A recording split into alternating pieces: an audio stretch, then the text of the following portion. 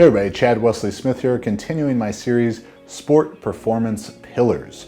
Make sure you go back, check out parts 1, 2, and 3 on specificity, speed power development, and exercise classification and selection before you watch this, part 4, where we're going to be talking about energy system training. So energy system training is sort of the fancy term for conditioning. And when people talk about conditioning for sports, I always say conditioning is a big word. It could mean a lot of things, because what is best conditioned for a football player would not be appropriate conditioning for a triathlete, and vice versa.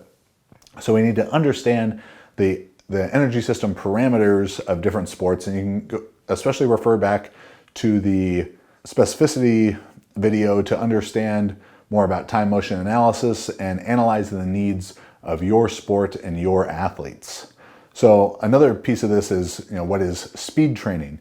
And I remember the first time that we had a big combine group at Juggernaut working with James Smith, that we asked them, well, what kind of speed training did you guys do at your schools? And these were football players coming from big national programs, and they started telling us, we'd run 20/40s or 16 110s. We're like, no, not what kind of conditioning did you do, and shitty conditioning at that. What kind of speed training did you do? So if you're interested in learning more about speed training, make sure go back, watch the speed power development video part 2 in this series, because in this one we're going to be talking more about what is colloquially known as conditioning. So to understand energy systems, we need to understand the parameters of each of these different systems. So you can refer to the chart on screen here to see how long of duration at what type of efforts, what levels of heart rates you're dealing with for alactic training, different categories of lactic systems, and then out into aerobic training as well. And understand as you look at this chart and hear what I talk about in the video, that the terms we're using are referring to efforts that will cross into multiple systems. This chart here showing the energy system breakdowns of different track and field events illustrates that really well. So while the 100 meters, people are going to refer to that as alactic or an ATP system, it actually gets quite a bit of contribution from the lactic system as well, even a little bit of aerobic system being involved, where basically no one is going to say, oh yeah, the 100 meters, that's an aerobic effort. Because no, it's not, 3% here, but it is contributing, on a more with the 200, but all this stuff is pretty much mixed energy system work. So I'm going to be referring to what is sort of our dominant goal in some of this training, but please understand that it's going to cross into multiple systems, so I don't need a bunch of comments down below about that. So the first thing I want to talk about is alactic capacity for sport. So alactic capacity are going to be repeated bouts of alactic power with incomplete rest. So while a sport like American football is alactic in nature because the duration of the plays are very short, typically 3 to 7 second efforts, the work to rest intervals, which are typically like 1 to 5, maybe 1 to 8, 1 to 15 in the case of a timeout or something, is going to be far shorter than the 1 to 50 or 1 to 100 ratio outlined there by Bompa. So football is going to be an alactic aerobic sport, as many people fail to realize that both anaerobic systems, the ATP and lactic system, are fueled and recovered by the aerobic energy system. So one of the ways that I really like to condition football players, our alactic capacity work for football players, is going to be in these SPP series. So we'll do 4 to 10 series of 3 to 8 plays per series. And that play is going to consist of 3 to 8 second effort of SPP work, changing by position.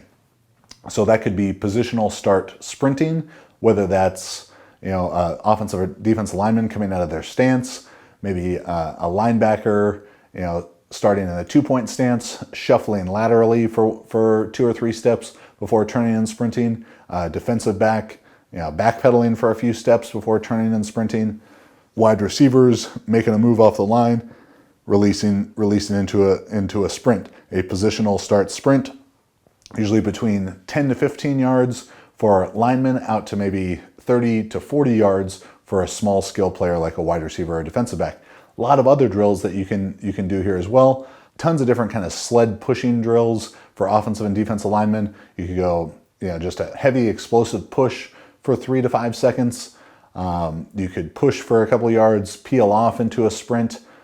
You can do what I refer to as a sled explosion is a great exercise for them, special strength exercise for offensive and defensive linemen. Mirror drills, whether that's two linemen, matching each other's footwork. It could be, linebackers and defensive backs responding to visual stimulus from a coach or player, mirroring the movement of a quarterback. And tag drills are also a great one for your big skill players like running backs and linebackers, putting them in a 10 by 10 yard box, and they have 6 seconds, 7 seconds for the linebacker to tag the running back in that space, or expanding the size of the box a little bit out to 20 by 20 for small skill people to play tag with wide receivers and defensive backs. But those are some of my favorite drills. We're resting, they're getting 3 to 8 seconds of work, and we're typically resting from 15 to 35 seconds, taking into account what type of system they play in. If they're getting ready to go play for University of Oregon and they're trying to snap the ball every 15 seconds, we're going to be on the shorter side of things. If they're in a more of a pro style, we'll be on the longer side of things. And if it's a defensive player, take into account the systems that they have to play against the most frequently. But what we're looking for is high level efforts repeated with incomplete rest.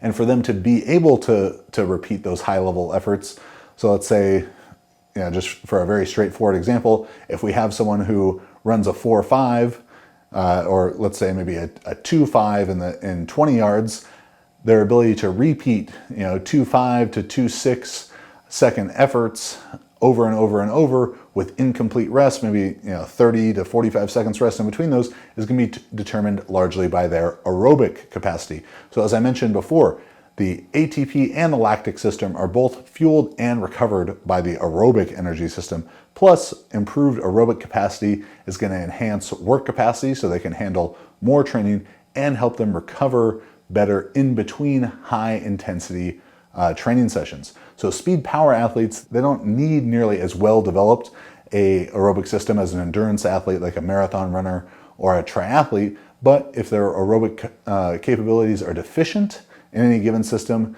it's going to decrease their speed and acceleration abilities as the game goes on. So, you might have heard coaches say it doesn't matter what you run in the first quarter, it matters how fast you are in the fourth quarter. That's going to happen through improved aerobic capacity. And my favorite way to develop aerobic capacity for speed power athletes, and that is, of course, what we, at Juggernaut deal with. I'd be surprised if there's many endurance athletes watching this. That's why I'm focusing on training for football players, rugby, basketball, track and field. My favorite way to develop those qualities are going to be with tempo runs. Now, tempo runs were popularized by Charlie Francis, and they help improve running mechanics while also enhancing aerobic fitness, improving capillarization and mitochondrial function, readying the knees, ankles, the joints of the foot, strengthening all of those, improving work capacity, and boosting recovery between high stress sessions. All of this, and this is sort of the most important part, all of this without negatively impacting speed power capabilities. So it's, my preference to have athletes doing tempo runs rather than low intensity, steady state type of cardio, because it's going to develop these qualities without, leading to any sort of, transitional fibers going more to slow twitch. And we want our fast athletes moving relatively fast. Now, it's not to say that low intensity steady state can't have its place, but this is my preference to use tempo runs for aerobic capacity development. And these are extensive tempos done at 60 to 75% of maximum output. So as you get into that sort of 75 to 90% of maximum output, which should be an intensive tempo, that's sort of a no man's land. It's too fast to provide recovery stimulus, but not fast enough to actually enhance maximal speed qualities. So 60 to 75% of maximum output, and we like to intersperse that with low level exercises like push-ups, abs, any kind of corrective work that you want. So an example, this might look like for an offensive or defensive lineman in football, at a 60-yard run at 60 to 75% intensity. So you could time an all-out run for them. You could extrapolate these numbers from 40-yard dash times. That's totally fine to do. You have a decent range there, but 60 to 75% of their maximum output. They'll run for 60 yards. Small skill people, we usually have them go up to 100 yards. Depending on how fit they could get, we could take those all the way out to 200 yards. And if you have a sport like rugby or soccer, where aerobic capacity is more significant than football, and that they're running longer distances, 200 to even 400 yards wouldn't be atypical. And they're going to do that for 8 to 20 total reps. So the player is going to run whatever their distance is. Let's say for the lineman, 60 yards, immediately drop down, do 10 to 20 push-ups, 20 to 30 reps of abs, whatever it is. Walk a small distance. I typically like to have the players running the length of the field and then walking the width of the field for rest, and then begin the next rep. It's important that we stay within that 60 to 75% speed, as well as staying with similar effort, the similar effort required to maintain that speed from every rep. So if you had an athlete who ran 7 seconds on their first rep, and that felt like about a 7 RPE for them, to bring in some powerlifting terminology, you want them still on their 10th rep or their 20th rep to be right there, right around 7 seconds, but staying at 7 RPE. If at that point it's taking a 10 RPE for them to run 7 seconds, they're not getting sufficient rest in between, and you're not going to be training the energy systems that you want. So heart rate monitors are great to use with this. You can establish their aerobic development zone and keep them in that range the whole time. Now, if you are lacking the space to get out and run, whether it's inclement weather or whatever, you have an athlete with kind of beat up joints and they need a break from running, or running just isn't a big part of your sport, something like combat sports or for strength athletes, then you can apply another Charlie Francis idea of basement tempos. And basement tempos we're really referring to actually being in the basement or being indoors, doing high knees in place for 20 to 30 second efforts at about 60 to 75% pace, then dropping down, doing some push-ups, quick rest, go again, drop down, do some abs, quick rest, go again. But you can do that with a lot of different movements. Exercise bike, rower, high knees, particularly in water, like waist deep water, is a great way to do the basement tempos. Here the efforts will be a little bit longer, as they're not quite as stressful. 20, maybe even out to 40 seconds, but still staying in that same range, 60 to 75% of your maximum output. And building that up like 2 sets of 6, 2 sets of 8, 2 sets of 10, very simple way to increase over the course of a 3+1 block. Deload, drop it back down to 2 sets of 5. And the tempo work, it's going to improve your recovery, it's going to improve your fitness, it's going to make sure that the athlete can tolerate more training. It's to make them generally more fit, which even for powerlifters or weightlifters, including something like basement tempos, at a minimum, you don't need to do a ton of them, but doing some is definitely going to help improve your training. If you want to learn more about energy system training, check out Periodization Training for Sports by Bompa and Bozzicelli. Ultimate Conditioning for Martial Arts by Lauren Landau is a great resource, as well as Applied Sprint Training by James Smith. All right, this was another installment of our Sport Performance Pillars series. Thanks for watching. Make sure you go back, watch the other installments of this series, subscribe to the channel, and watch for the last video coming soon.